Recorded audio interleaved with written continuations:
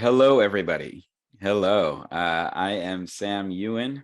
I am the head of the Web3 practice at CoinDesk, and I also run CoinDesk Studios. I am excited to have everyone here with some amazing guests, and we're going to talk about NFTs, and digital collectibles, and digital assets, and digital membership, and all the kind of fun stuff that we're gonna bring. The title of this session is How NFTs Will Disrupt and Unlock New Opportunities in User Engagement, Digital Ownership, and Privacy in 2023. I'm excited to be joined by a couple of amazing folks here. First, we have Auston Bunsen, who's the co-founder of QuickNode. Second, we have Hari Masoor, who's the senior blockchain solution architect at QuickNode. And finally, we have Quentin Crépy from Solanart, who's the co-founder and CEO. And I'm first just going to kick it over to each of these guys. I'm going to start with Auston just to tell you, a quick bit about them and what sort of got them into the space, and then we'll begin our discussion. So Auston, why don't you take it away? Cool. Yeah. So my name is Auston Bunsen. I'm one of the co-founders at QuickNode.com. I actually got into blockchain way back in 2011 at a local meetup here in South Florida called Hack and Tell. My friend whipped out a nasty looking PC rig and was like, this is my Bitcoin mining rig. And at the time I was like, this is silly internet money. Who knows what this is? Disregarded it.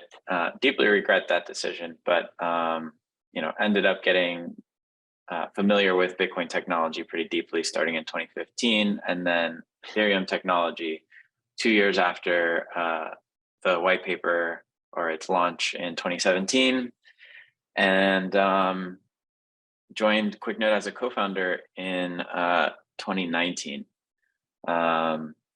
About a year and a half after its creation. I joined Alex Nobutovsky and Dimash Shklovsky as the third co-founder, and then brought in my good friend and the other technical co-founder at QuickNode, Manuel Kreutz. Amazing. Thanks for that. Hari, why don't you tell us about your journey a little bit? Yeah, sure. So I've always been interested in technology. After college, I moved to the Bay Area. I worked at VMware and Palo Alto Networks in different cross-functional roles.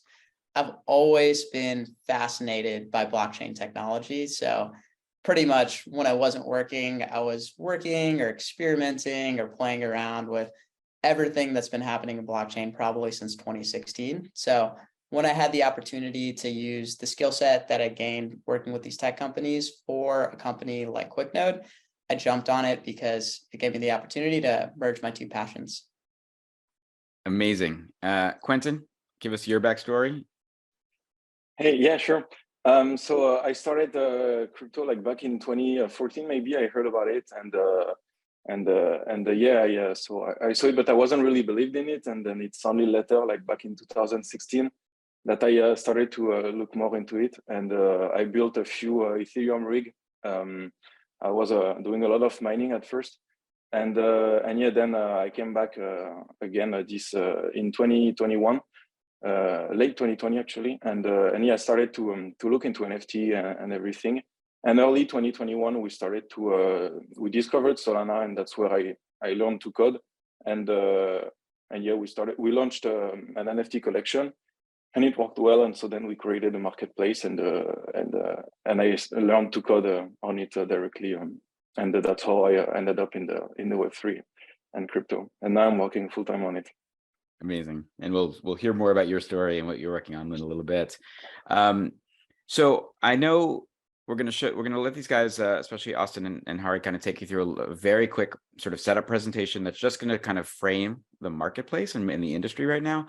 First, I did want to sort of make sure everyone stays around to the end, because these guys are going to do some amazing giveaways around both of their products, Solanart and QuickNode. So just keep in mind that there's some good stuff coming at the end of this conversation. But I'm going to kick it over to Auston and Hari, if you want to kind of bring up the presentation.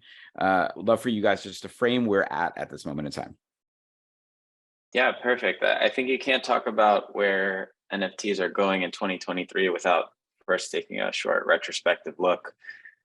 2021 was an insane year for NFTs. 2022 still managed to double somehow to $55 billion in total sales. the total number of traders that were at any point holding NFTs was more than 2 million. And you know, the industry has been well funded, close to 3 billion in total fundraising. The number of unique wallets that are still holding NFTs right now is 32,000. But it really does set the stage for a pretty interesting 2023. When it comes to use cases, you can essentially think of them as falling into, you know, 3 major buckets is sort of our prediction for this year. And this is, you know, based primarily on what we saw last year and you know, what we're continuing to see now as an infrastructure provider. So the buckets are loyalty programs. I think there's probably no one that holds crypto that isn't familiar with the Starbucks Odyssey loyalty program. It was pretty well covered by organizations like CoinDesk, you know, to actually incentivize, you know, the Starbucks current loyalty program members to, you know, move over and get more familiar with NFTs, right? And that I believe just is about to launch. I believe they have an app that's in beta, and I think that's going to be a pretty big impact for NFTs generally as a, you know, underlying use case. Also pretty famous is Nike, right? So Nike acquired, is it RKFD or something like that? Artifact. Yeah, Artifact. Yeah, so Artifact, you know, has been super cool, right? I think Nike has made something like 183 million in secondary sales from their Artifact acquisition. At least that's what the media alleges. And they also launched this, you know, I don't know if you would call it a tool, but this like app, we'll call it, called Swoosh, which is pretty cool. It's a way to, you know, collaborate on essentially NFTs. And so, you know, with big brands like Starbucks and Nike and even Budweiser, who is, you know, in bed with the Zed Run people for a long time now, and they also have like their own sort of thing they're cooking up is pretty interesting, right? There's a whole lot of very cool things cooking in loyalty. The next spot. Sorry, Austin, if I can stop you for a second, just because I want the folks in the audience to really understand the power of what's going on here. Like Austin, you gave a great overview, but when we think about Starbucks, right? Starbucks has 40 million people who utilize their digital app. Almost half of those are ordering daily from the app itself, right? So it's kind of, other than Apple, like the largest Apple Pay ecosystem, the largest e-commerce ecosystem. So I think what Austin is talking about is so big here, right? What happens when you tokenize every one of those purchases to say you get a reward back? And that reward could be an NFT with a collaborative artist. It could be a point system that allows you to redeem. It could be experiential. Like think of the amount of stores Starbucks has around the world and what happens when you close one off for members. Like, I think loyalty is just such a big piece of what we're trying to do right now, that this, like, don't sleep on the loyalty and how brands are coming in. It's such a big part of what these guys are talking about and these guys work on. And so I think it's just important for us not to undersell, I think, the opportunity of like where the next billion people come into crypto. They might not even know they're in crypto, but they are going to be because they're Nike fans, because they're Starbucks fans, because they drink Budweiser, all that stuff. So it's just a pretty big, cool thing. I just want to make sure that we hammered that point home. Yeah, I mean, go ahead. All right. Yeah, I was thinking even with what Nike's doing with .swoosh, the ability to let anyone create an NFT, then have a popular vote on the NFT design, put that into production, and then have royalties paid off to that creator. That's revolutionary, because if that proves as a success, Starbucks can do that with creating a new coffee drink. Budweiser can do that with creating a new beer. Like, that could completely revolutionize what retail is doing today. 100%. All right, let's go to the next one. Cool. So authentication, I'm going to actually jump to the middle here because it's my favorite application. So StockX has a we'll say like NFT authentication platform or service where like they pre-verify the shoes or the watch or whatever it is, the goods, and they issue an NFT for that, which is fully tradable. Now, I'm going to nerd out here, so apologies ahead of time, but there is a really, really cool project that I saw from the Uniswap team called Unisocks. And I feel like this is just literally waiting for the bonding curve to get attached to it, where people can then take all these, limited edition StockX verified things, put them on a bonding curve and just hype the hell out of them so that the price just explodes.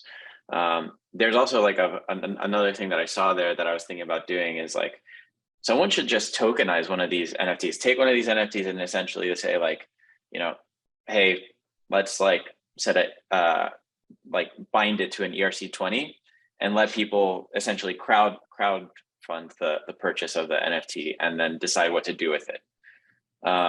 It's actually kind of reminiscent of this other thing called Rally Road, but what I like about it is that like, that there's an asset behind it, and that if you sell that asset, it's going to be super duper authentic, right? Yeah. Sorry. Again, I just want to like just sort of think the macro picture here, because I think what you're hitting on is so important, right? So when you look at like the StockX example is great because, to your point, I want to go on and I want to know that like those Air Force Ones that I'm buying are legit. And so therefore the idea of authentication, whether it's with art, whether it's with collectibles, all this stuff is super big. But like, I think one of the logos you have here is more healthcare related. And so I think that's also something that's super like amazing for us to think about as a collective, community here, is the idea of like, I just think about every time you move to a new city and you find a new doctor, and then suddenly like your old doctor has to like physically send your files to them, and like just like the exposure, the privacy issues, all that kind of stuff. Just the opportunity for us to say, connect wallet and unlock my specific EMRs, my electronic medical records.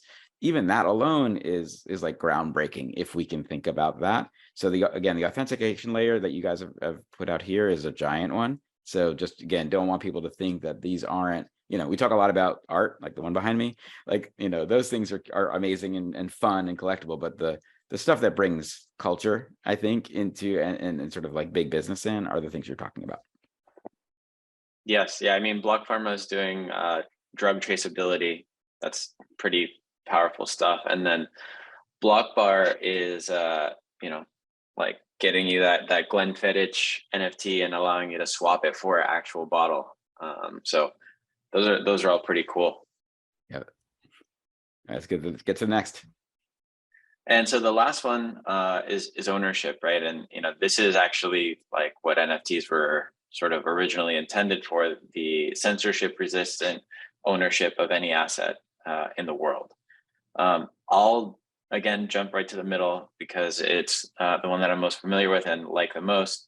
Breitling actually since 2020 has been issuing NFTs with every single purchase of a Breitling watch. And so you walk in, you buy it, you can get your Breitling NFT, and when you resell it, if you want, you can transfer the NFT to the new owner. So this provides the provenance so that like when I buy the Breitling that used to belong to Jay-Z, I know that for a fact because I know Jay-Z's wallet address because it's on, OpenSea or whatever. And so, there's always additional things like ENS, unstoppable domains, which of course is another way to have human readable friendly addresses, and fractal property, which is like leaking directly into real estate, which I think, I'll pass it to you because I want you to underscore how important and useful this sort of opportunity is. Well, I think what you said, your last comment about real estate, we held an event a couple of months ago, which was an amazing event all about digital assets and enterprises, and that we featured a company there that had sold the first house as an NFT. Right. So the idea that you bought the NFT of the house, which gave you ownership of the physical property. Right. So this is something that I think is going to come. And just think of all of the folks who step on your money as you buy a house. right? The title people, the insurance people, all this stuff. Like if you can just bake it all into ownership is about what's in your wallet and not about all the people who are trying to take fees away from you. Not only do you like make more, and pay less ideally on each side, but it just, the transaction becomes so simple. You don't have to sign those 9,000 pages that you do every time you buy a house, which I've done a couple of times. So I think that, yeah, ownership and provenance of ownership is giant. Austin, I'm hoping you do own Jay-Z's watch because I want to look at that later. Thanks for I think these three are fantastic. And I know we're also, for those who are like more on the NFT side around the art side, like that's what Quentin's here for. We're going to talk about that in a minute as well. Hari, anything you want to set up on the kind of cracking into NFT stuff before we jump into the discussion? Yeah, just a quick transition. Austin hit all the main points. One of the things that is really important to note is these bright spots, it's eventually going to trickle down to more traditional industries as well. Sam mentioned health records. So think about going to a doctor yesterday and then going to one two weeks from now. All of your health records can be transported with you in the form of an NFT. If you want to stick to other healthcare use cases, what Block Pharma is doing to ensure that consumers are getting the exact pharmaceutical drug that they need, or even tracking blood donations to make sure A positive doesn't get mixed with A negative. What I think we're going to see a lot of is these retail use cases with cutting edge companies like Nike and Starbucks are going to continue. But I think industries like healthcare or even government with trying to stop counterfeiting across border goods transportation is going to increase as well. So just wanted to highlight that, and then I'll hand it back to you, Sam, for the questions. Amazing. So Quentin, I want to bring you in here for a second. You run Solanart. I think if you can give us 30 seconds on what Solanart is, but then the question to you is, what's your impression of kind of the state of the NFT ecosystem today? Like, what does it look like? And then Austin, Hari, we'll also get your thoughts after that. Yeah, sure. So Solanart is the first marketplace that was created on Solana back in 2021, and yes, and that was the first one, and we are still operating today. And we are also the first free marketplace on Solana. We don't take fee on listings and everything, and so to attract more users, and I think it's where ecosystem is going. But basically, your question was about the state of the market. And yeah, what's your, it's 2023, we're in the beginning of the year, we've had a crazy 2021 and 22. So what's your feeling on kind of what the ecosystem is looking like today for NFTs? Yeah, honestly, it's really hard to tell. I mean, we see that it's always with a huge waves, let's say, because DeFi always have some kind of cycle. But for NFT, it's so new that we don't really know how does it work. If we have a cycle every 4 years, usually, just like the Bitcoins, or if it's more like every 6 months. And honestly, it's hard to tell because it's been 2 years, basically, that it's getting a lot of engagement. And yeah, it's every few months or so that we have a new bull run of NFT, and then it starts and then it comes back. So I think that we are at the beginning of a new wave right now, because a lot of new collection are coming.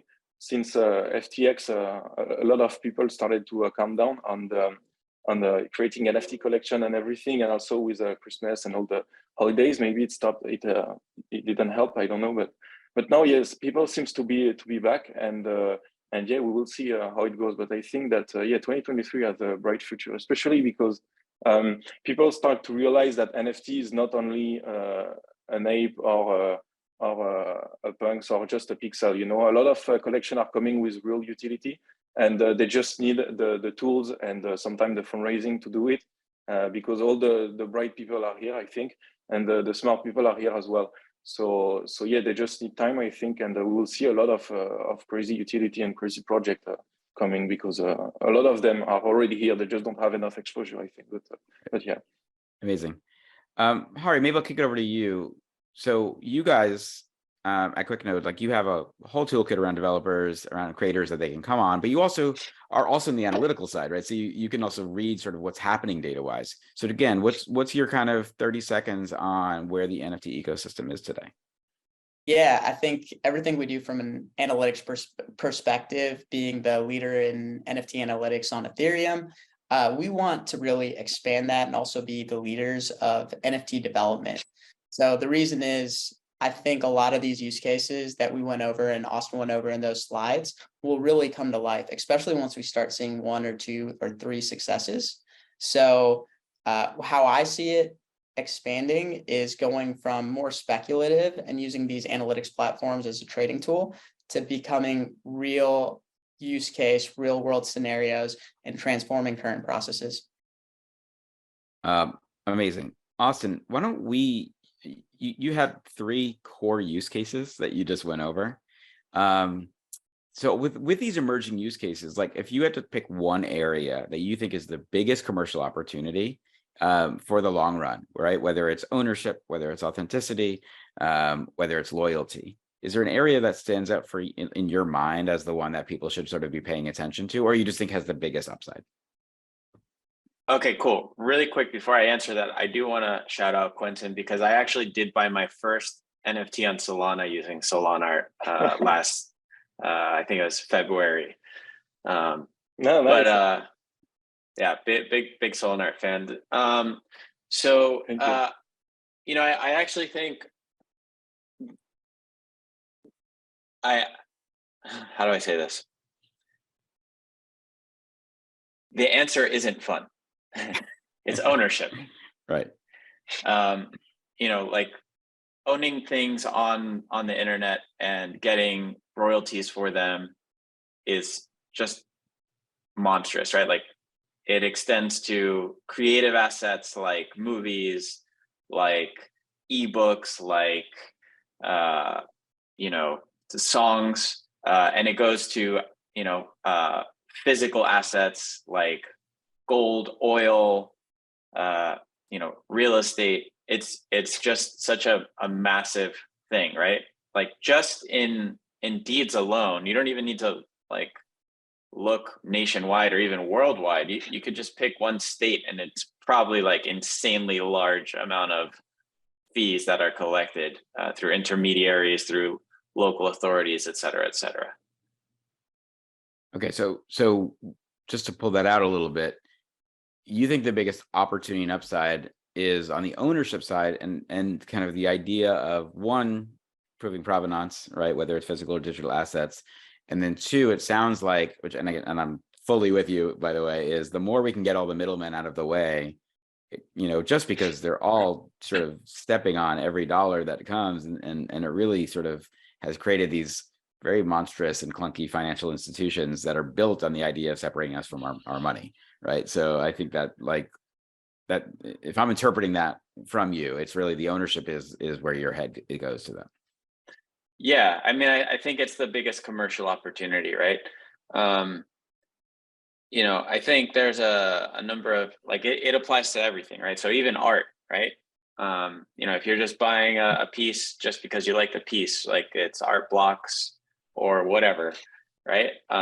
You know, you're gonna want to know that you own it and that it can't be taken from you, that there's provenance, et cetera, and then all the royalties associated with that going back to the creator.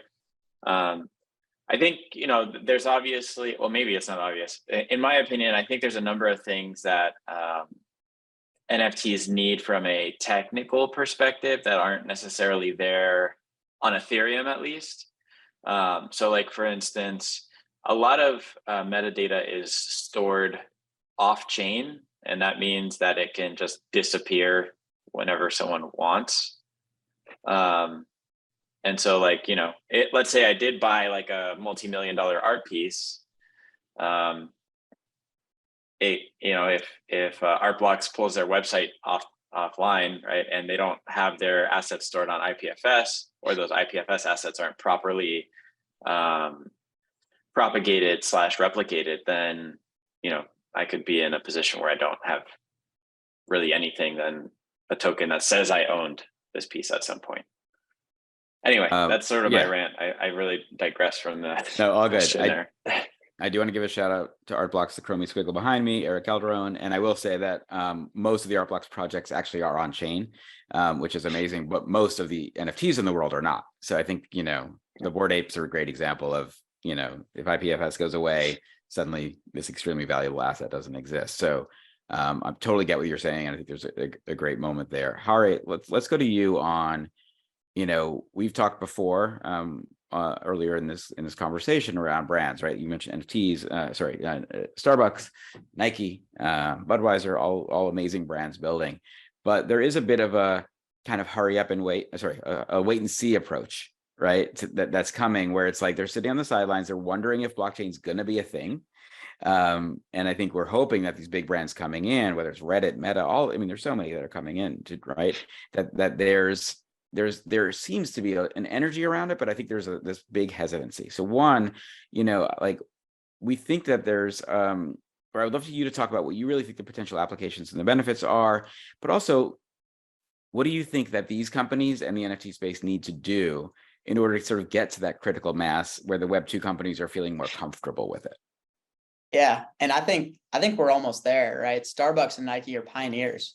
So Starbucks, I believe April will be their cash out period for the people in the Odyssey program. So for the audience, right?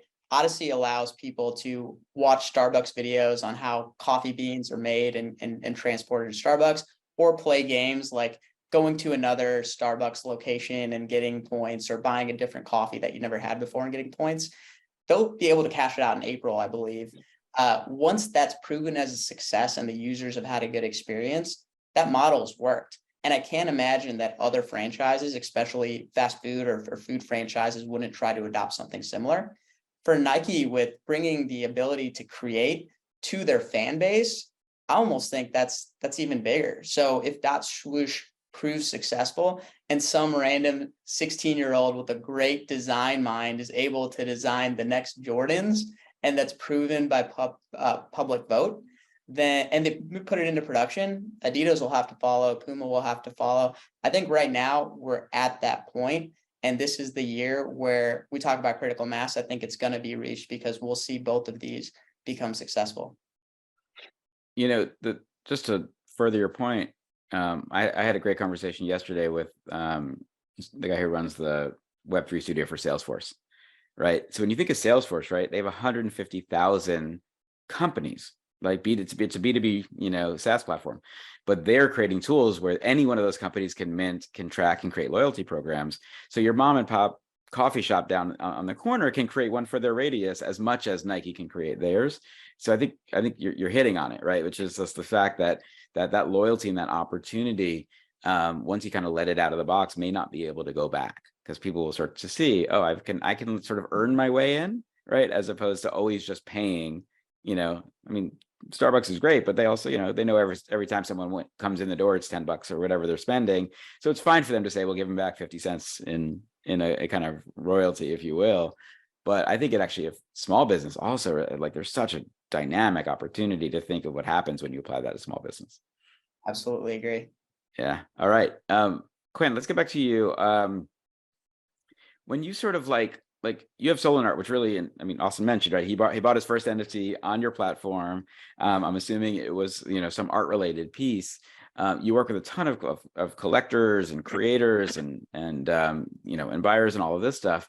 But what are you looking at when you think of the use cases outside of the art collections? Like, what's the one that just, keeping on with this conversation, Quentin, what's sort of most exciting to you within your ecosystem that's not the art pieces? You mean what is the main utility to me that is not related to art? I think people, if you go on Solanart, you see a lot of your trending collections, I think, are more creators are creating like really interesting art, right? But like when we were talking earlier, you mentioned the fact that you also have seen some brands started to play on Solanart. And so I think, what are those things that are not art collections that you think have the opportunity to sort of to speak to your users and your collectors that you're interested in? I think that it's mostly the collection that will help solve issue in the ecosystem, issue related to NFT mostly. And the main one to me is the lack of liquidity on NFT, because it's not a liquid asset. You don't have really order books. Although we start seeing AMM coming for NFTs, such as HateSwap or Elixir on Solana. We have this, and I know it's available also on Ethereum. We also have other platform there. But I think it's everything related to the liquidity of NFT, because to me, as long as we don't have any liquidity, it's going to be hard to push the thing further. You can of course have other kinds of utility, but the main one and the one to solve first is the lack of liquidity, because once you solve that problem, then you can onboard a ton of people, and that's how you do it. Because the main problem is that a lot of people are complaining about the fact that they can't sell the NFT, or they have to sell it to divide the price by 2, to sell it fast. So to me, that's the biggest utility. And also we are seeing a lot of collection doing revenue sharing. This looks to be the new meta. I mean, it's always been a meta, but it's coming back with a lot of energy this time. And I think that it's something that can work too, because you kind of onboard a lot of people with you, and and sharing your revenue with them is of course interesting. Especially Casino and project like this are doing this a lot right now. And I think that it's something that really is working really well. But at the same time, you are kind of limiting the amount of user you can have. So yeah, it's a right balance that you have to find between your utilities. But yeah, to me, the biggest one is the NFT that solve liquidity. Yeah, the project, that solve the liquidity using NFT. Amazing, I appreciate that. I know. So Austin bought his first NFT on Solana. You run the largest marketplace on Solana. But Solana's had a pretty volatile 2022. I personally don't think it's going anywhere, and I know the last couple of weeks actually have been pretty good. What are Austin, Quentin, Harry, whoever wants to sort of talk about, one, why do you think it was so volatile? Do we think it's going to stabilize this year? And how should we be thinking about the NFT ecosystem on top of Solana for new drops? Whoever wants to take this. I'd love to start. Right, yeah, I definitely want to hear from Quentin, but QuickNode is sort of at the macro vantage point generally, right? Because we provide infrastructure to literally, thousands, tens of thousands of customers. Answering your questions, like why was it so volatile? I think at least part of it was the association with Sam Bankman-Fried and FTX. You couple that with like a larger sort of economic macro where people are thinking about, if they should tighten their belt, et cetera, they're going to think about what assets they can sell, to fund their shortfall. And, that's sort of the initial thing. But like in terms of use, right, at QuickNode, we have the macro view. So we've been able to see like usage downtick and then uptick, right? So we're still seeing billions and billions of API requests to the Solana blockchain on our platform on a daily basis. We don't anticipate that Solana's going anywhere. In fact, we believe it will continue to grow as projects like Teleport, Solanart, the Saga phone, et cetera, just get built and funded and grow. Quentin, any quick thoughts on sort of stabilization and net new projects coming to Solana? Yeah, no, I totally agree with Austin. I think that yes, Solana has a bright future here. So of course it was very volatile, and honestly, I don't really know how it will look like in 2023 because it's hard to predict the future. Otherwise, I will trade, I think. But I hope it will stabilize, and I think it will because some bad actor excited the market, and especially SBF, and so I think it will help Solana stabilize because people will gain more trust in the blockchain, and also from a tech side, I don't think Solana can die at all. Like if you are a developer and you look at different blockchain, if you look at Solana and if you actually develop on it, you will understand that it clearly has a crazy future because there is no other blockchain with such a small fee and such a small time to process transaction. And just the fee reason is already a huge one because most of the user is what they are looking for. Usually people who drive the market are people who have a multi-million wallet, and so they don't really care about paying $20, for a transaction. But for a lot of my friends, they started crypto, and even me, I started it with $50 7 years ago, and yeah, paying like $7 a transaction is huge. It's like for a trade of hoping to win 20%, if you already spent it on the transaction, it doesn't work. So yeah, it's hard, and that's how you get also all the masses, let's say, in it, because yeah, if you need to pay even $1 is a lot for a transaction, especially if your program will interact a lot with the blockchain, and so yeah, Solana for this is extremely good, because you can send thousands of transactions and the user won't even see a change in his wallet. So that's the crazy part of it.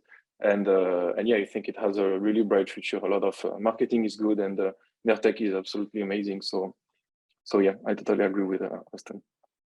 And we've also seen, and I don't know if you're thinking about this with Solanart, but we saw, for example, Magic Eden diversified to now kind of ETH Poly, and sort of like, is there a multi-chain future in that? And is that really the way that we're all going to end up in the long run? I guess anyone who wants to take that? Yeah, I'll start one more time. Okay. Yeah, sure. Go ahead. So as a user, I love Solana. As a developer, it makes me want to rip my hair out. And so, like the only reason that I like, well, not the only reason, but one of the biggest reasons I see for a multi-chain future is definitely development is so much easier on an EVM. It's just like, there's so much tooling. It's so good. It's easy to understand. Like, what is a borscht encoding? Like, who knows? Not me. I mean, I do, but still. Quentin, thoughts on multi-chain? Yes, I think that yes, clearly this is the where we are heading.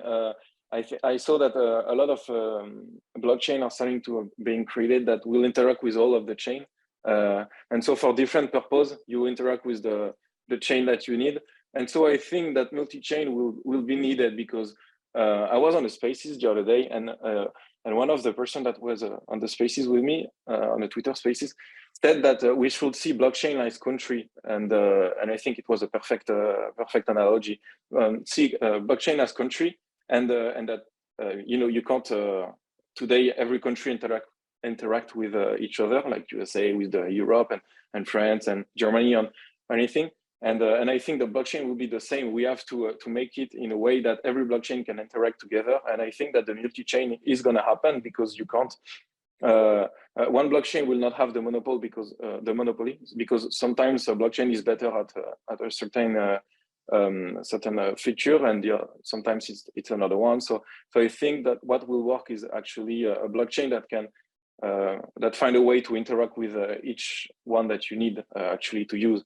And code a smart contract on one chain that can then interact on every other chain. I don't know if I'm making sense. Maybe it's a bit too technical, but yeah, finding a way to build an international airport everywhere around, basically, and yeah, so we can interact easily. Great. I'd love to shift us now to, we've talked a lot about specific platforms, but QuickNode folks, I know you guys have some kind of, for developers and creators, some tools, right, that allow them to sort of easily build within these spaces and get on marketplaces. So Hari, maybe you want to like take us through how folks can utilize the service to get more involved in this. I know we have a slide we could bring up as well. Yeah, and this is definitely something that we want to focus on here at QuickNode. We want to make this process as easy for anyone to do as possible, developer or not. Just bring that barrier to entry very low. So you can do it in under 5 minutes in 3 easy steps. Essentially spin up a QuickNode service, which allows you to read and write information to a blockchain, add our NFT add-on through our marketplace, which is a marketplace where we partner with different companies so we can provide enhanced functionality to our users. And then all you have to do is choose an NFT name and find your NFT image, and we'll give you the 5 lines of code you need to deploy it. So obviously this can get more complicated or more lengthy depending on what you want to do. But our idea is to partner with more and more of these companies to build out this functionality to make it as easy for the end user to develop on as possible. So with that, I do want to hand it over to Auston to hand his thoughts, as he is leading a lot of these efforts across the marketplace. Yeah, I failed to mention at the outset of the call that I lead Marketplace as a product manager for my company. But so, what Marketplace does is it allows third-party developers to extend core RPCs for every blockchain that we support. And so, just a few minutes ago, I mentioned how onerous it is to write a Rust smart contract and get it deployed on on Solana, and then et cetera, et cetera. So if you want to do that for an NFT, we actually found a great partner that allows you to just make a single API call to create an NFT collection. And then when you want to mint a new NFT to that collection, you make another API call. So we went from writing a bunch of smart contracts where you're like specifying all sorts of arbitrary stuff to a standard sort of select your commission or your royalty and name your collection and get it deployed to Solana in a single request. And so that's just one example of the sort of things that we're offering via QuickNode Marketplace. If you want protected transactions on Ethereum, we're partnered with Flashbots. If you want gas prices, we're partnered with Block Native. If you want like anti-fraud, anti-scam software to make sure you're not sending transactions to malicious addresses, we partnered with GoPlus. There's a whole suite of APIs that are now available to developers because we want to make it easy to build on literally any chain that we support from all aspects. Amazing, thank you. And I know we talked about some of your tools right now are the real quick and easy ones are focused on Solana, but that you guys are really available to sort of build cross chain. Is that correct? Yes, it's 16 different chains that we support. So Ethereum, Bitcoin, Solana, pretty much every EVM that exists on planet Earth, Algorand. We're out there supporting them all. We've got add-ons for most of them. We recently added support for Near. Love that. Big fans of the Near ecosystem as well. I want to talk about sort of data and privacy for a minute, kind of in a little mini section here, because it's part of the sort of title we're talking about. What should our audience know in terms of, the ideas around self-sovereign identity, privacy, how they may be being exposed without even knowing it these days? Like I think, if you can just sort of snapshot for us the state of privacy on Web3, what would you say that is at the moment? I'm going to toss it to Quentin or Hari to start. Quentin, do you want to take a stab at that? Sorry, go ahead. I was going to say, you want to take a stab at that, or I can go ahead if yeah, I don't know. How do you want? Yeah, go for it, and then I'll add my thoughts on top. All right. So I think that for the data privacy, people often mix anonymous, being anonymous on chain, and they mix it with being pseudonymous. Like they think that because they change wallet, they are anonymous, but in fact they are not, because most of the time they found that wallet with another wallet that they own, and I don't have the numbers exactly in mind, but I remember that I was speaking with an employee of one of the biggest chain analytics, and they told me that around 65% of active Bitcoin wallet address, they know who is the actual user behind. I mean, they had the KYC on the guy. So, it's quite crazy to me, because I'm pretty sure that half of these people are not aware that some private company have their identity. And I think, yes, I think it's the same for any blockchain for this. So yeah, I think that we just need to education about it, to explain people how blockchain works exactly especially on the privacy, and also the fact that as long as they are using Chrome extension, for example, Chrome has all their data, the IP about which wallet is connected on that extension. And so Google can easily link an IP with a Google profile and a wallet. Technically, it's really easy for them, and even maybe for the wallet itself, for example, MetaMask or Phantom, because I know that for any website you can do it. So I think it should be doable also on that one. And yeah, that's what I think about the privacy. I don't know if that answers your question. Hari? Yeah, no, that was perfect. I would just add that anytime I go onto an exchange now, I'm always getting asked for my driver's license to exchange crypto. So I think even from a regulatory perspective and how governments are looking at this, we're all going to be identified in one form or another, at least if we're working with exchanges in certain countries. I think from a security perspective, there's still risks out there, even if you are in a crypto world that existed in Web 2. You know, I, as well as many others early on, have probably gotten phished. You know, here's an NFT, connect your wallet address to this website, and then everything's gone. These risks exist. So from a privacy perspective, I do think larger governments will try to understand which wallet addresses tie to which individuals. And I know with some of the tax companies that we're working on, that is an initiative that they have as well.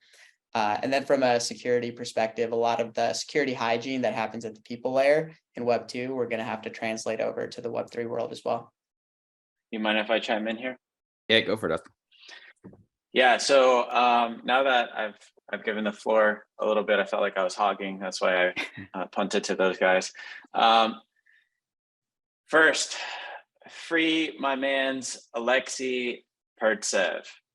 He's the Tornado Cash core developer, arrested, currently being held. Should not be held. Tornado Cash is privacy. Privacy is freedom. Tools like Tornado Cash should exist on every single blockchain.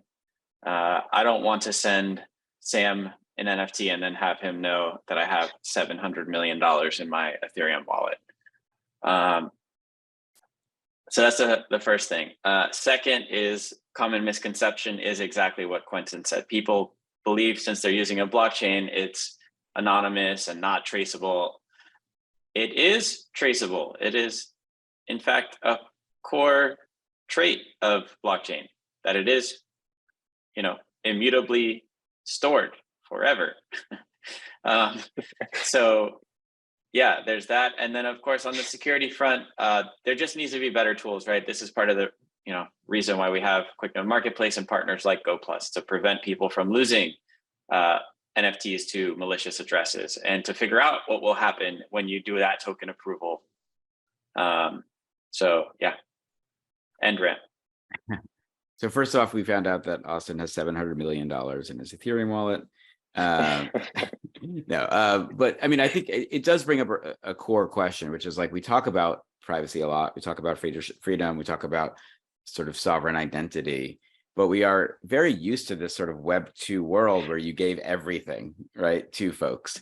And I think what we're finding, and again, anyone feel free to correct me or sort of continue with it, is that it's actually really hard to create true privacy when the rails are Web 2, right?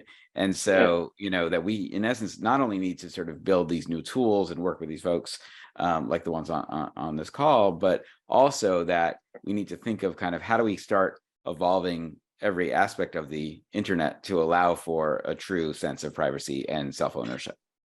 Do you guys agree with that? Anything you want to add to that? Yeah, I'll add that, one way we get closer to that is just by transacting on chain, right? So like leave those US dollars behind wherever they are and transact with friends, businesses, etc. on chain, right? Like the more activity there is on chain, the harder it is to figure out who's doing what, right? Like the government then needs to come to my house and say, who did you send this to? And then they need to go to that person and say, who did you send this to? And it just becomes completely impractical at scale. Yep. No, I think that's a great point. I mean, you guys acquired Icy Tools. You guys are in the analytics business, which I think is a great segue. One, for anyone who doesn't know what Icy Tools, I would love for you guys to sort of talk about what that is and how it sort of empowers investors, collectors, gets amazing insights. I think we have a slide that we can come up a little bit about that as well. And then I think just maybe just talk a little bit of, really anyone here about the power of what it means to do analytics. And I want to frame something before you guys talk, which is not only do you get to see what's happening within collections and within kind of marketplaces, but the thing that I think is really fascinating is also the ability to sort of understand behaviors that people are actually doing versus the idea that we're all our data is being sold constantly about whether we have intent to buy a car in 2 years, right? Like, so there's Yeah. data warehouses doing that kind of stuff. I'm more interested in whether or not someone uses Uniswap than I am whether they might buy a car, right? Because it tells me more about the person.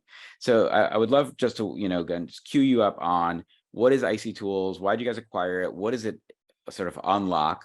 And why should people think about it? And then we'll sort of also go into this offer you guys are going to offer. Cool. Yeah. Yeah. So should I start with this, or do you got it, Hari? Yeah, I can talk about IC Tools and then I'll hand it over to you. So IC Tools is the leading analytics provider for NFT data on Ethereum. It's very useful for any investor enthusiast that really wants to get more into the space. And the reason is it provides key metric information on sales floor, volume, market cap data, which allows investors to make knowledgeable decisions before they mint, sell, buy, or trade an NFT. So for advanced traders, it's also really useful because we provide all this information via API. So that way, if you already have a custom trading rig, you could just hit our API and you'll be able to augment what you're already doing. But Sam, if you could pull that up, we do have a giveaway, and I do want to hand it off to Austin to tell the users what we want to do. Yeah, so I'll also answer the question on why we acquired, right? So Yep. IC has all these features that Hari just went through, right? It's essentially allowing NFT investors and enthusiasts to discover and track and analyze NFTs. Because they have this macro picture of the NFT landscape coupled with like granular insights, we saw an opportunity to package this up as an API, right? We saw it actually fundamentally as a building block. And given that we are an infrastructure company, we moved as quick as we could to get these people onto the QuickNode team. What we're giving away, well, it's a free subscription. All you got to do is follow QuickNode, tweet one takeaway from this webinar, and include the hashtag QuickNode NFT, and we'll get you a free month of IC Tools. If you are thinking about whether it's worth it to tweet, it is worth it. You're going to be able to load in your portfolio, see what your holdings are worth, get alerts based on floor price movements, based on any projects that you want to get alerted when the mint happens. You could get alerts for other traders, and then of course you can understand what the price of any particular NFT collection is doing. Amazing. So everyone in the audience, keep note of that. Send a tweet, get a month. I think it's awesome. Quentin, I think you also wanted to offer our audience something on Solanart. Do you want to talk about that for a second? Yeah, sure. I don't know if we have the layer of it, like the image. It's in the anyway. But I don't think it's on this slide, so I would just talk about it. Yeah. It's the next slide. All right. So yeah, we are offering a full launch on our launchpad with Solanart. We are revamping the launchpad right now and we'll offer way more possibility with it. And so we will offer one launch for an NFT collection, free of charge to one person that will retweet. I don't know if we have the slide on now, but we will post it anyway on our Twitter. And yes, we're really happy to do it. Yeah. So follow Solanart, follow the guys at QuickNode, send a tweet about this webinar, and you'll get an offer from both of them. And hey, Sam, I do want to reiterate what Sam is proposing here. So any dreamers out there that have an idea for an NFT or have some artwork just built, what he's offering with the Launchpad is a white glove service to bring it to life. So one lucky person on this webinar might have the next biggest NFT drop. So tweet, we'll be on the lookout for it. And yeah, looking forward to the next big drop. Which actually cues us up to exactly a great audience question we got. Someone in the audience wrote that a successful artist has asked for their help in creating an NFT collection. They have 40 years of illustrations behind them. So they just wanted suggestions of where to begin, right? If you don't know where to get started in creating your first NFT collection, would love for you guys, between what you guys have at QuickNode and Quentin, what you have, it sounds like these are two great places to start thinking about this journey. Is that correct? Yeah, I'll jump in. So If you are a little bit less technical, I think you should go and check out Solanart's Launchpad. If you are more technical, I think you should check out QuickNode's NFT minting tool set. We also have a bunch of NFT metadata and NFT ownership APIs. Amazing. So it sounds like either of you guys are a good starting point. Just really depends on where your level of technical skill is, you know, whether you want to get into the contracts or whether you really just want to sort of publish utilizing existing tools. Is that correct? Amazing. Yeah. All right, guys. Well, we really hit time. I know there are a couple of questions that came in specifically related to things like EMRs and real estate and physical assets. I think that those are kind of much larger discussions that we shouldn't be having today now. So hopefully we'll get to those in a future webinar. But I really just want to thank everyone on the call: Auston Bunsen, Hari Masoor, Quentin Crépy. You guys have been wonderful to talk about. I'm hoping you guys in the audience got a lot out of this. And then make sure to follow these guys on the socials. Get involved in that contest. That would be great. Some free stuff there, especially, I mean, I spent a fair amount of time with IC tools, and it really opens your eyes to sort of how to look at the different ways that you can cut all this data to sort of inform your own decisions. And with that, I think we're going to sign off and just thank you guys so much. Really appreciate it.